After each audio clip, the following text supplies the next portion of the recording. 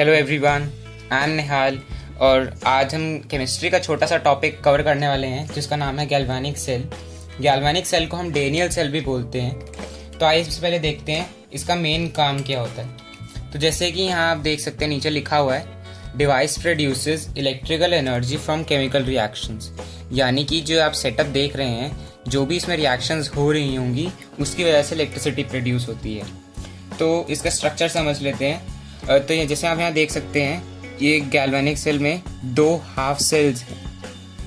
तो galvanic cell comprises of two half cells. तो मैं साथ साथ यहाँ लिखता जाता हूँ comprises of two half cells.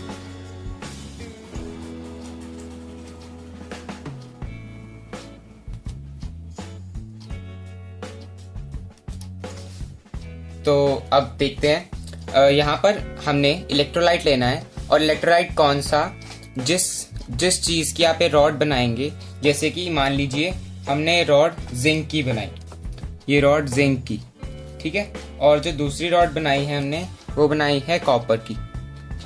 तो यानी कि जो इनके कॉरस्पॉन्डिंग इलेक्ट्रोलाइट्स होंगे वो हमें लेने हैं। यानी कि सोल्यूशन में हमें यहाँ लेना है ZnSO4 ले सकते हैं और यहाँ पर हम CuSO4 ले सकते हैं, ठीक है। तो अब जब ये एक्वस फॉर्म में है तो ये जाके आयंस में ब्रेक होगा और ऐसे ये भी होगा, ठीक है। तो अब देखते हैं कि इसका मैकेनिज्म क्या है। देखिए ये जिंक जो है, यहाँ पर हम एक एक्रोनिम याद रख सकते हैं, लोन, और यहाँ पर RRCP। तो यहाँ पर लोन मतलब है left oxidation anode and negative. That is आपके जो लेफ्ट साइड में है वो वहाँ पर ऑक्सीडेशन होगी, वो एनोड होगा और उसका साइन जो होगा वो नेगेटिव होगा। RRCP का मतलब है जो आपका राइट में है उस पर रिडक्शन होगी, वो कैथोड होगा और उस पर चार्ज जो होगा वो होगा पॉजिटिव चार्ज, ठीक है। और यहाँ पर हम देखते हैं जो आप बीच में स्ट्रक्चर देख पा रहे हैं ये है सॉल्ट ब्रिज।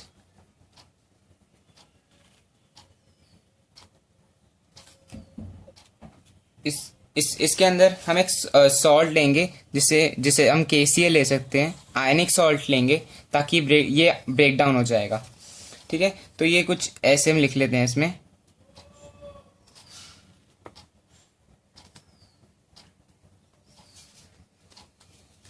ठीक है। तो जैसे हमें पता है कि ऑक्सीडेशन होता है लॉस ऑफ इलेक्ट्रॉन्स, ठीक है। तो जो जिंक के यहाँ पर जिंक प्रेजेंट है यहाँ पर, वो अपना दो इलेक्ट्रॉन लूज करेगा और वो सॉल्यूशन में चले जाएंगे, और जो जिंक आयन बनेगा वो सॉल्यूशन में चला जाएगा। और जो ये दो इलेक्ट्रॉन होंगे ये यहाँ से ट्रेवल करके यहाँ से इस कैथोड पे आ जाएंगे। अब जैसे हमें पता है कि जो कैथोड होता है वहाँ पर रिडक्शन होती है और रिडक्शन होता है गेन ऑफ इलेक्ट्रॉन्स। तो यहाँ पर जो कॉपर है, इलेक्ट्रॉन्स आए, कॉपर जो यहाँ पर है उसने इलेक्ट्रॉन गेन किए और वो इस पर डिपॉजिट हो जाएगा। तो जो ये है ये थिक हो जाएगी, ओके। तो एक बार हम इनकी रिएक्शंस भी देख लेते हैं। जो एनोड है उस पर रिएक्शन होगी, जिंक है तो जिंक मैंने कहा कि जैसे कि ऑक्सीडेशन होगी तो जिंक इलेक्ट्रॉन लॉस करेगा। कितने इलेक्ट्रॉन लॉस करेगा? 2। ऐसे ही कॉपर 2 इलेक्ट्रॉन गेन करेगा और इस पर चार्ज क्या आ जाएगा? कॉपर आयन है तो यहाँ पर तो ये न्यूट्रलाइज होके कॉपर बना देगा, ठीक है। तो अब अगर हम पूरे सेल की एक बार रिएक्शन देखें तो दोनों को कंबाइन कर देते हैं।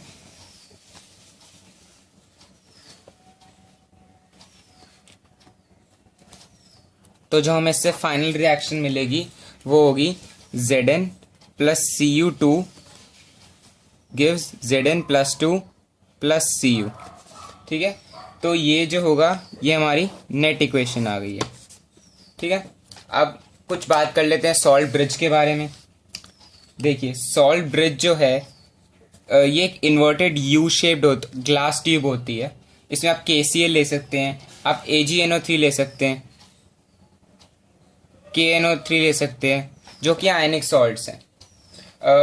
इसका मेन काम जो होता है वो होता है इन दो हाफ सेल्स को कनेक्ट करना, ठीक है, और सर्किट कंप्लीट करता है। अगर मान लो मैं ये हटा दूं तो यहाँ से पूरा सर्किट नहीं होगा, तो फ्लो नहीं करेगा इलेक्ट्रिसिटी।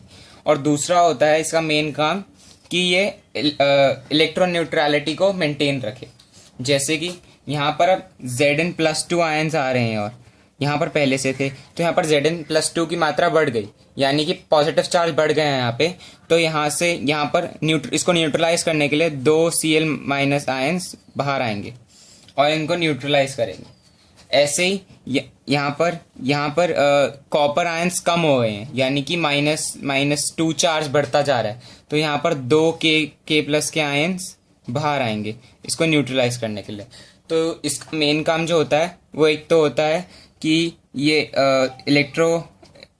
इलेक्ट्रो न्यूट्रलिटी मेंटेन करे, और दूसरा कंप्लीट द सर्किट।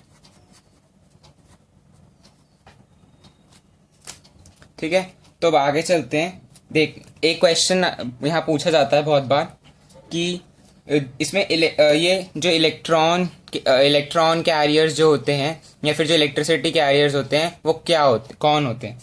तो हम देखते हैं कि जो इनर सर्किट में वहाँ पर आयंस होते हैं, और बाहर आउटर सर्किट में यानी कि इसमें हो गए इलेक्ट्रॉन्स, और इनर सर्किट में हो गए हमारे आयंस।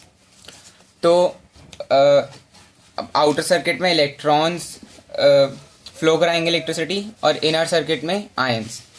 तो इसमें एक और इम्पॉर्टेंट टॉपिक आता है सेल रिप्रेजेंटेशन का। तो उससे हम कैसे करते हैं आइए देखते हैं। ये देखिए, मैं यहाँ लिख रहा हूँ, मैंने एक ऐसा सिंबल बनाया। इसका मतलब क्या है, यहाँ पर आपने लिखना है एनोड, यहाँ पर लिखना है कैथोड, और ये रिप्रेजेंट करता है आपका ब्रिज। तो इसको याद करने का एक तरीका और है, आप इसे ए ले लीजिए, ए का एनोड, सॉल्ट ब्रिज का बी, और कैथोड का सी। तो एक तरीका है ABC याद कर लीजिए कि आपको पहले एनोड लिखना है, फिर ब्रिज और फिर कैथोड। तो अब इसका जैसे हमने ये वाला रिएक्शन लिखा, तो इसको इसमें लिख के देखते हैं एक बार। देखिए, यहाँ पर Zn जो है वो Zn+2 में चेंज हो रहा है, और जो कॉपर आयन है वो कॉपर में आ रहा है, यानी कि Zn से Zn+2 जाना है, मतलब कि चार्ज बढ़ रहा है। तो यानी कि ऑक्सीडेशन है। Oxidation mean loss of electron, increase that results in increase of charge. So हमने सबसे पहले तो एनोड और कैथोड आइडेंटिफाई करना है। तो ये हो गया हमारा एनोड, ठीक है। कॉपर आयन से कॉपर बन रहा है, चार्ज कम हो रहा है, यानी कि इलेक्ट्रॉन गेन हो रहे हैं, तो ये हो गया कैथोड। तो हम यहाँ पर इसे कैसे लिखेंगे, जिंक से जिंक आयन, इसको अब मैं से बोलता हूं ताकि इजी हो जाए, जिंक से जिंक आयन, और यहाँ पर कॉपर आयन से कॉपर। तो ये आपका सेल रिप्रेजेंटेशन हो गया है। तो एक बार जल्दी जल्दी रिवाइज कर लेते हैं। आउटर सर्किट में जो इलेक्ट्रिसिटी कैरियर होंगे वो होंगे इलेक्ट्रॉन, और अंदर होंगे आयंस। सॉल्ट ब्रिज का काम क्या होता है, इलेक्ट्रॉन न्यूट्रलिटी और सर्किट को कंप्लीट करना। ये दो एक्रोनिम्स कहे थे मैंने, लोन और RRCP। लोन यानी left oxidation, anode negative, RRCP मतलब राइट रिडक्शन, कैथोड पॉजिटिव, ठीक है। तो ये दो हाफ सेल से मिलके हमारा एक गैल्वेनिक सेल बनता है। फिर मैंने आपको सिखाया कि रिएक्शन कैसे लिखी जा सकती है और सेल रिप्रेजेंटेशन कैसे करते हैं।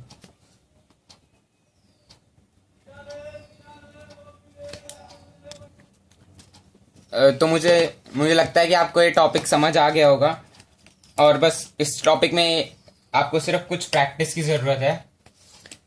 तो अगर आपको ये टॉपिक अच्छे से समझ आ गया और अगर आपको वीडियो अच्छी लगी तो इसे लाइक ज़रूर करें,